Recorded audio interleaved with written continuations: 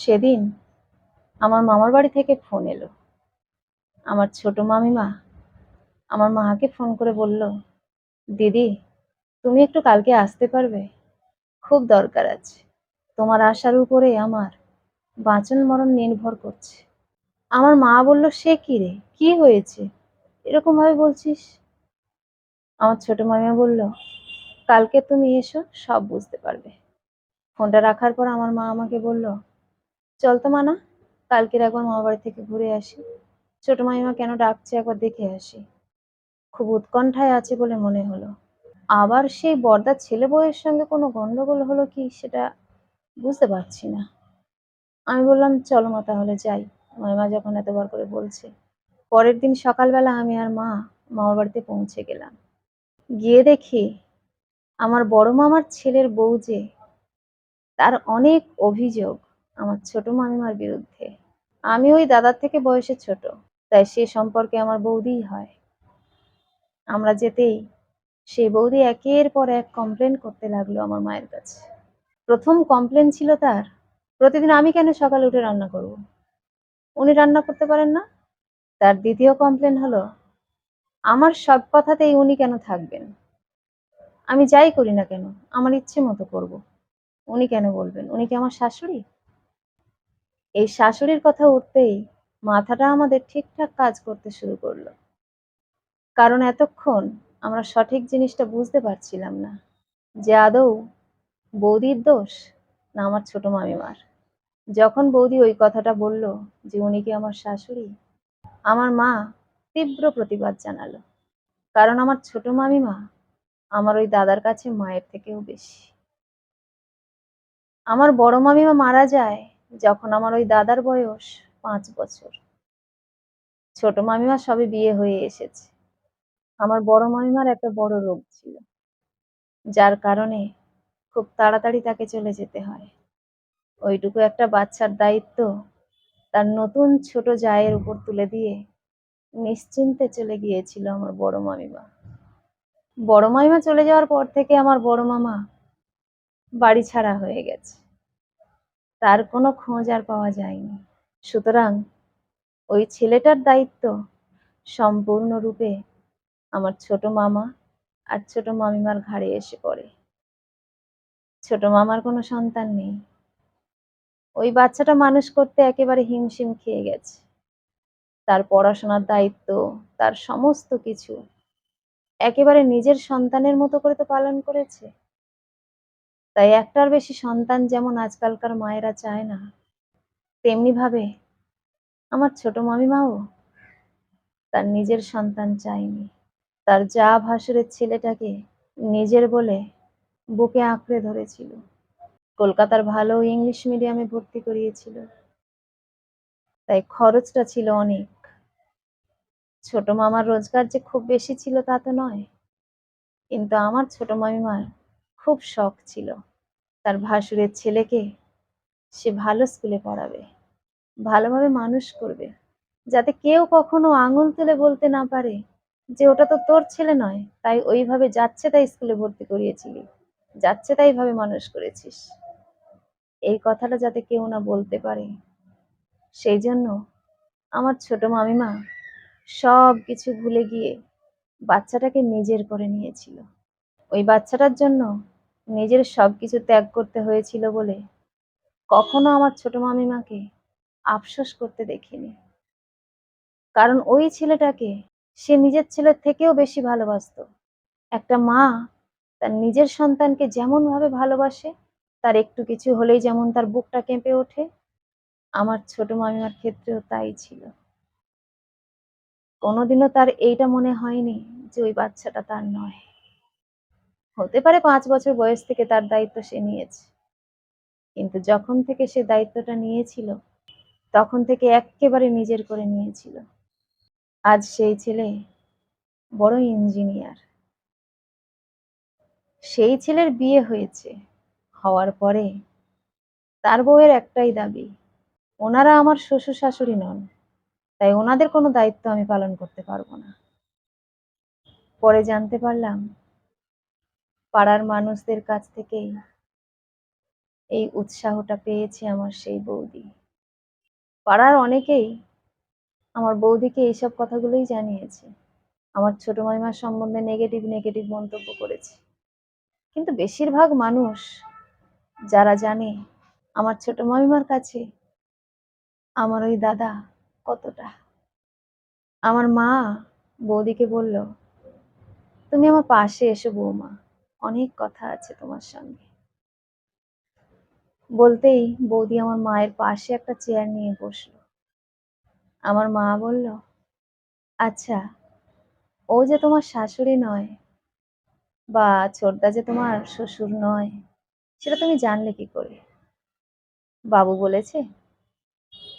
আমার ওই বৌদি বলল, "না, ও আমাকে বলেনি। পাড়ার অনেকেই আমাকে বলেছে। তারপর আমি যখন ওকে জিজ্ঞেস করেছি, তখনও আমাকে বলেছে।" আচ্ছা পিসিমা, বিয়ের আগে কেন এই কথাটা বলেনি? আমি যদি জানতাম তাহলে কখনো এই বাড়িতে বিয়ে করতাম না। আমার মা বলল, "তুমি খোঁজ নিও বৌমা। তোমার বাবাকে সবকিছুই জানানো হয়েছিল। তোমার বাবা বলেছিল যে মা সেই ৫ বছর বয়স থেকে কোলে পিঠে মানুষ করে আজ ইঞ্জিনিয়ার বানিয়েছে, সেই মা যদি গর্ভধারিণীও না হয়, তবুও তাকে অসম্মান করা ঠিক নয়। কারণ মা যশোদাও শ্রীকৃষ্ণকে পেটে ধরেনি, তাকে লালন পালন করে বড় করেছে। তাই আমার যে জামাই হবে, তার যে মা, সে হতে পারে তার কাকিমা, সে হতে পারে তার গর্ভে ধারণ করেনি, তবুও সেই তার আসল মা, সেই তার যশোদা মা। সুতরাং এটা নিয়ে আমরা বিন্দুমাত্র ভাবিত নই দিদি। তোমার বাবার কথা শুনে আমার ভীষণ ভালো লেগেছিল। মনে হয়েছিল সত্যিই এনারা ভালো মানুষ। কিন্তু আজ মনে হচ্ছে ঐরকম মানুষের সন্তান হয়ে তুমি কি করে এমনটা হলে?" আমার বৌদি এই কথা শুনে একেবারে চুপ হয়ে গেছিল। কোনো রকম মন্তব্য করতে আর পারেনি। আমার মা বলল, "যে কাকিমা ভাসুরের ছেলের জন্য নিজে মা হতে চাইল না, কারণ এই বাচ্চাটাকে মানুষ করতে গিয়ে প্রচুর খরচ হবে, ভালো স্কুলে ভর্তি করলে তার অনেক খরচ, সেই সব ভেবে যে কাকু কাকিমা নিজেরা সন্তান নিল না, সেই কাকু কাকিমাকে তুমি এইভাবে কি করে বলতে পারো? সেই কাকু কাকিমার সঙ্গে তুমি এইরকম অসভ্য আচরণ কি করে করতে পারো? তুমি তো ভালো মেয়ে নও। তুমি যে এরকম করে বলো, বাবুর সামনে কখনো বলেছো?" আমার ওই বৌদি কিছুক্ষণের জন্য চুপ থেকে বলল, "ও জানে আমি কাকু কাকিমাকে সহ্য করতে পারি না। ও কাকু কাকিমাকে বাবা মা বললেও আমি বলতে পারি না। ও সেটা জানে। ও আমাকে ওই জন্য আর কিছু বলেও না। ও বহুবার আমাকে বলেছিল মা বলে ডাকতে, বাবা বলে ডাকতে। কিন্তু আমি সেটা মন থেকে কোনোদিন করতে পারিনি।" আমার মা বলল, "এটা না হয় গেল। প্রবলেমটা কি? আমার ছোটদা আর ছোট বৌদি কি করেছে তোমাকে? সমস্যাটা কি? তোমার পিছনে কুটকাচালি করে? তোমাকে ঠিকমতো খেতে দেয় না? না তোমাকে ঠিকমতো ঘুমোতে দেয় না?" আমার ওই বৌদি দর্পের সঙ্গে বলল, "আমাকে কে খেতে দেবে না? আমার বর চাকরি করে। আমি খাবো না তো কি করব? আসলে আমি একটু বেলা পর্যন্ত ঘুমোতে ভালোবাসি। রোজ রোজ ওই সকালবেলা উঠে রান্না করে দিতে আমার ভালো লাগে না। আমি ওই জন্য আলাদা থাকতে চাই পিসিমা।" আমার মা বলল, "তা বেশ, কোনো অসুবিধা নেই, তুমি আলাদা খাও। কিন্তু একটা প্রশ্নের উত্তর দাও তো বৌমা, সকালবেলা উঠে রান্না করতে হয় কেন তোমাদের? কি প্রয়োজন? তুমি তো বেলাতে রান্না করতে পারো।" বৌদি বলল, "আপনার ভাইপো সকালবেলা উঠে বেরিয়ে যায় তো, সেই জন্য রান্না করতে হয়।" আমার মা একগাল হেসে বলল, "তাহলে বলো তো স্বামীটা কার? তোমার তো? এই যে বললে তোমার স্বামী চাকরি করে, তুমি কেন খাবে না? তাহলে তোমার স্বামী চাকরিই যাবে, তুমি কেন উঠে রান্না করবে না? ওই রান্নাটা তার কাকিমা কেন করবে?" আমার বৌদি আরেকবার যেন বড় রকমের অপমানিত হলো। কিন্তু অপমান বোধটা তার একটু কমই ছিল। আমার মা আবারও বলল, "বলো তো বৌমা, যাকে তোমার স্বামীর মা হিসেবে গ্রহণ করতে তোমার কষ্ট হচ্ছে, বিবেকে বাধছে, সে কেন রোজ সকালবেলা উঠে রান্না করে দেবে? দায়িত্বটা তো তোমার। এইরকম কথোপকথনের মাঝে দেখলাম দাদা ফিরল। আজকে ছুটিই ছিল, কিন্তু দাদাকে বেরোতে হয়েছিল। দাদা এসে আমাদেরকে দেখে অবাক হয়ে গেল, খুব খুশিও হলো। মাকে বলল, পিসিমা তুমি তুমি হঠাৎ খবর না দিয়ে? আমাকেও বলল, কিরে কেমন আছিস? আমি বললাম, ভালো আছি দাদা। আমার মা বলল, বাবু বাইরে থেকে এসেছিস, হাত মুখটা ধো, ধুয়ে একটু আমার কাছে আয়। আমার দাদা সেটাই করলো। সে আমার পাশে এসে বসলো একটা চেয়ার নিয়ে। আমার মা দাদাকে প্রশ্ন করলো, বাবু তোর মা বাবাকে নিয়ে কি তোর কোনো সমস্যা আছে? আমার দাদা বলল, কেন, কিসের সমস্যা? মা বাবাকে নিয়ে কি সমস্যা থাকবে আমার? আমার মা বলল, আসলে তোর মা বাবা তো নয়, ওরা ওরা তো তোর কাকু কাকিমা। তা সেই জন্যই বলছি, তোর যদি কোনো সমস্যা থাকে বল, কারণ দেখলাম তো তোর বউয়ের অনেক সমস্যা। আমার দাদা বলল, পিসিমা তুমি এরকমটা বলতে পারলে? ওরা আমার কাকু কাকিমা, ওরা আমার মা বাবার থেকেও বেশি। সেই কোন ছোটবেলায় মা মারা গেল, তার পরে পরে বাবাও কোথায় নিরুদ্দেশ হয়ে গেল, আর ফিরল না। সেই থেকেই মা বাবাই আমাকে বুকে আগলে রেখে মানুষ করেছে, আর তুমি আমাকে বলছো ওরা আমার কাকু কাকিমা? আমার মা একগাল হেসে বলল, না রে বাবু, আমি বলিনি, তোর বউয়ের কথাই বললাম। আমার দাদা বলল, ওকে আমি আর বোঝাতে পারছি না পিসিমা, কার কথা শুনে এরকম করছে আমি জানি না। যে কাকু কাকিমা না থাকলে আমি আজকে এই জায়গায় আসতে পারতাম না। যে কাকু কাকিমা আমাকে মানুষ করতে গিয়ে নিজেরা সন্তান নিল না, সেই কাকু কাকিমাকে যদি কাকু কাকিমা বলেই ডাকি, তাহলে ভগবান তো আমাকে ক্ষমা করবে না পিসিমা। ওদের কি দায় ছিল আমাকে মানুষ করার? আমাকে তো মামা বাড়িতে পাঠিয়ে দিতে পারতো। তারা তো দিব্য নিজেদের সন্তানকে নিয়ে থাকতে পারতো। আমাকে মামার বাড়ি পাঠিয়ে এই সম্পত্তি সবকিছু তো তারা নিয়ে নিতে পারতো। তাহলে কেন সেটা করেনি? আসলে মানুষ শুধু কটা বই পড়ে পুঁথিগতভাবে শিক্ষা অর্জন করলে শিক্ষিত হয় না পিসিমা। এই শিক্ষাগুলো ভিতর থেকে আসে, কেউ ধরে ধরে শেখায় না। মানবতার শিক্ষা সবার মধ্যে থাকে না পিসিমা। তোমার বৌমার মধ্যে মানবতার শিক্ষার অভাব রয়েছে, তাই ওকে আমি আর বোঝাতে যাই না। আমার মা বলল, থাক বাবা, আর বুঝিয়ে কাজ নেই। আমি বলি কি, এক কাজ কর বাবা, সবকিছু বজায় রাখ। তুই তোর বউকে নিয়ে আলাদা খা, আর তোর মা বাবাকে তুই আলাদা রাখ। ওরা ওদের মতো করে খাক। তুই শুধু মাসে মাসে ওদেরকে পরিমাণ মতো টাকা দিয়ে দিস, ওরা ওদের মতো করে খাক। যে সংসারে তাদের কোনো সম্মান নেই, সেই সংসারে থেকে কি করবে বল বাবা? আমার দাদা বলল, পিসিমা এই দিনটা আমাকে দেখতে হবে, যে মা বাবা এত কষ্ট করে আমাকে মানুষ করলো, তাকে আজ আলাদা খাওয়াবো? সেটা আমি পারবো না। দরকার হলে যার প্রবলেম সেই বাড়ি ছেড়ে চলে যাক, আমার কোনো আপত্তি নেই। কিন্তু যে বাবা মা নিজেদের শখ আহ্লাদ সবকিছু আমার জন্য বিসর্জন দিল, সেই বাবা মাকে আমি ছাড়তে পারবো না। নিজের সুখের সংসার পাওয়ার জন্য বাবা মাকে আমি এইভাবে আলাদা করে দিতে পারবো না। যদি সংসার সুখের করতে চাই, বাবা মাকে নিয়েই সংসার সুখের করব। বাবা মাকে ছাড়া আমি সুখে থাকতে চাই না। তারপর দাদা বৌদির দিকে তাকিয়ে বলল, যদি তোমার কোনো অসুবিধে থাকে আমার বাবা মাকে নিয়ে, তাহলে তোমার কাছে আমি হাত জোড় করে বলছি, তুমি এই বাড়ি ছেড়ে চলে যাও। তুমি এই বাড়ি ছেড়ে চলে গেছো বলে যদি তোমার বাবা মায়ের কোনো সমস্যা থাকে, তাহলে তারা আমার কাছে এসে কথা বলুক, আলোচনা করব।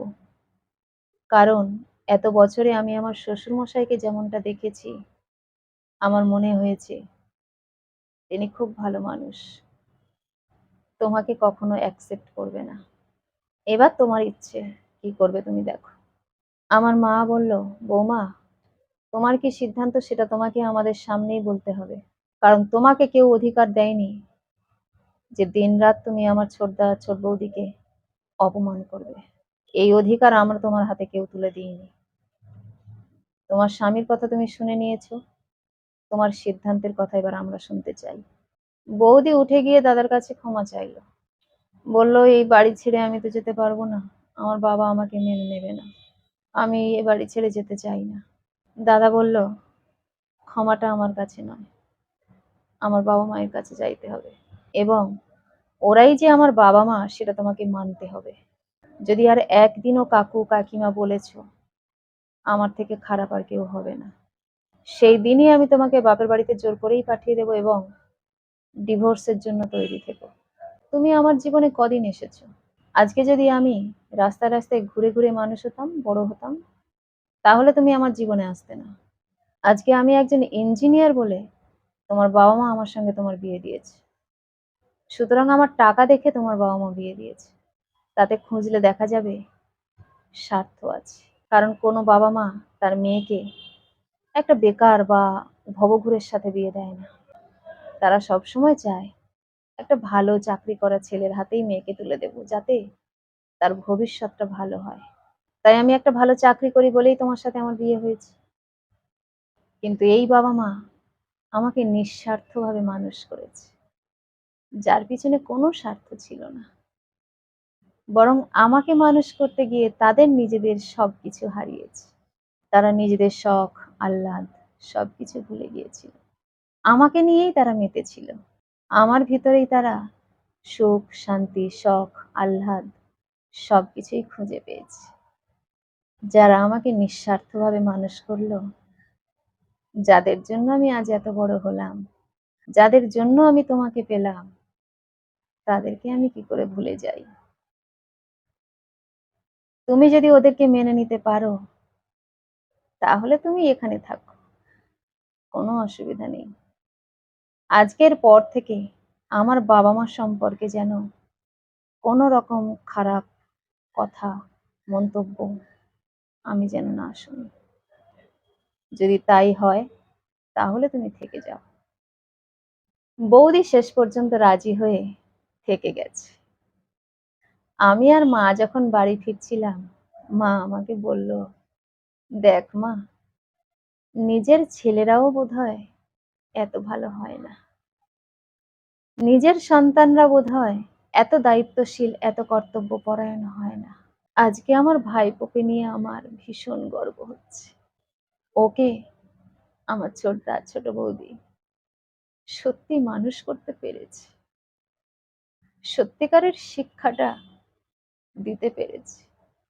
তাই ওই ছেলেই তার কাকু কাকিমাকে নিজের বাবা মার জায়গায় বসিয়েছে, এবং চিরজীবন সেই সম্মানটা দিয়ে যাচ্ছে। আমি বললাম, ছোট মামা, ছোট মামিমা দাদার জন্য যেটা করেছে, দাদা সেটা উসুল করে দিয়েছে। এর থেকে আনন্দের বা সুখের আর কি হতে পারে? তুমি ঠিকই বলেছ মা, নিজের ছেলেরাও বোধহয় এত দায়িত্বশীল হয় না, এতটা কর্তব্যপরায়ণ হয় না। কলমে ও কণ্ঠে সোমা।